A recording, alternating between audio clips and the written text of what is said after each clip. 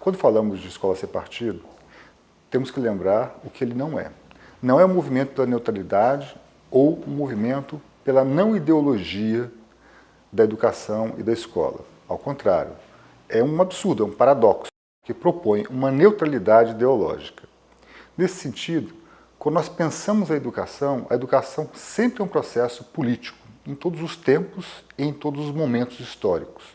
Não dá para separar educação de política. A educação está vinculada a um projeto que grupos, né, e sociedades constituem ao longo de momentos históricos específicos para as suas gerações. Ou seja, sempre nós vamos ter projetos em disputa. Em especial, é importante resgatar, historicamente, que no Brasil, pós-ditadura militar, nós tivemos um consenso provisório e importante em relação aos princípios da educação brasileira, consolidados no artigo 205 e 206 da Constituição de 88, que comunga um elemento fundamental, que é a educação como um direito e a educação como um dever do Estado e da família. E ele elenca 3 elementos fundamentais para se pensar a educação no Brasil: a formação da pessoa humana, a formação do cidadão e a formação do indivíduo produtivo.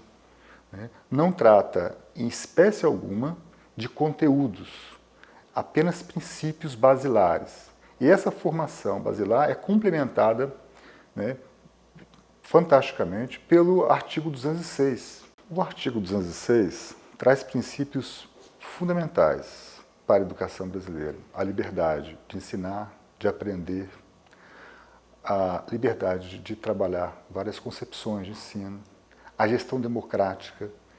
E esses princípios são atacados frontalmente com o movimento Escola Sem Partido.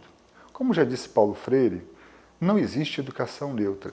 Quando alguém fala que existe uma educação neutra e não política, nós temos que desconfiar frontalmente.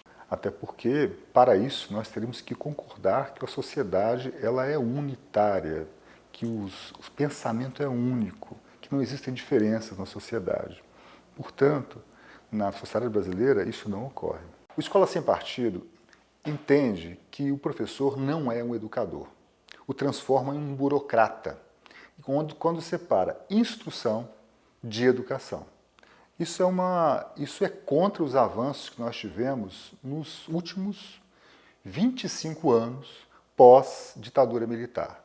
Ou seja, considerar a escola sem partido é considerar um retorno aos preceitos que nós já banimos da educação brasileira.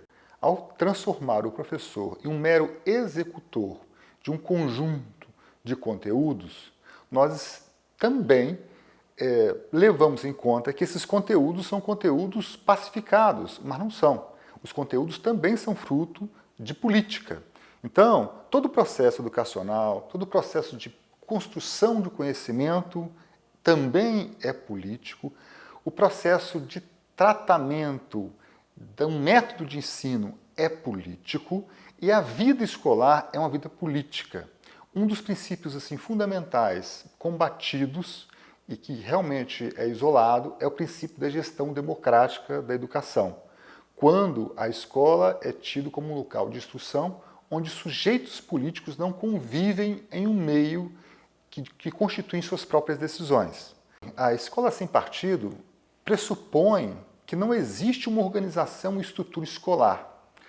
Descaracteriza todo o processo de estrutura da educação brasileira, da construção dos conselhos, seja Conselho Nacional, dos conselhos estaduais, dos conselhos municipais e dos conselhos de escola, que constroem dentro da própria escola a sua proposta curricular. Ou seja, o currículo, por mais que ele venha de uma proposta constituída a partir do sistema educacional, é na escola que ele é construído dentro da proposta político-pedagógica.